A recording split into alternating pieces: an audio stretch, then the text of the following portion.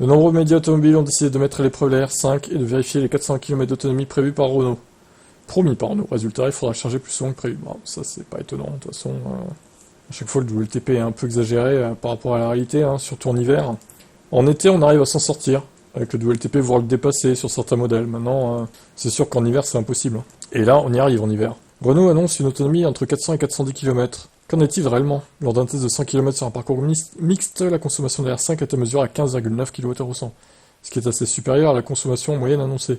Ça donne une autonomie totale de 325 km, assez loin des 400 km de Renault. En ville, la consommation est meilleure, avec un petit 13,5-14, ce qui place l'autonomie à 385 voire 357. Sur voie rapide, la conso explose à près de 20 kWh. Sur route, ça redescend autour des 14,5, 15,5. Bon, après, ça dépend de la conduite de la personne aussi, etc., quoi. Mais dès que vous prenez l'autoroute, la consommation fait un pic sur un parcours de 500 km entre Lyon et Paris. La consommation est montée à 23,2 kWh. La i208 réalise 20,2 kWh dans les mêmes conditions.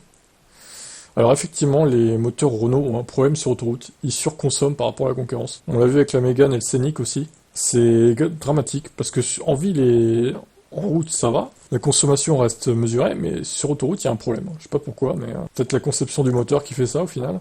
Bon, après, c'est pas une voiture faite pour faire des longs trajets autoroutiers tous les jours non plus, hein. Celui qui l'achète pour ça, c'est vraiment un mauvais choix pour le coup. Il y a quand même beaucoup mieux, à plus cher certes, mais qui feront un bien meilleur travail sur autoroute, quoi. Qui rechargeront plus vite aussi. En montée, la consommation avoisine les 21,5 kWh en moyenne.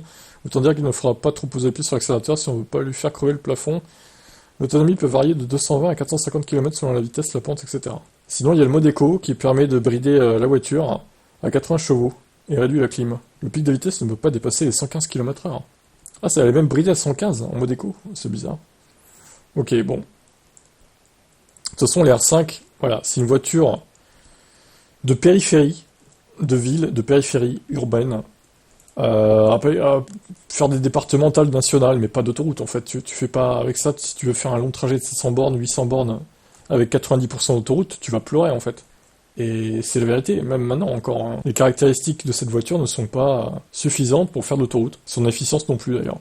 Et le problème, c'est qu'elle reste chère, donc si c'est pour se cantonner à une utilisation urbaine, semi-urbaine, c'est un peu dommage de mettre 30 000 € là-dedans, quoi. Mais bon, apparemment, ils vont améliorer tout ça, l'autonomie, etc. On en reparlera dans une autre vidéo. Ciao.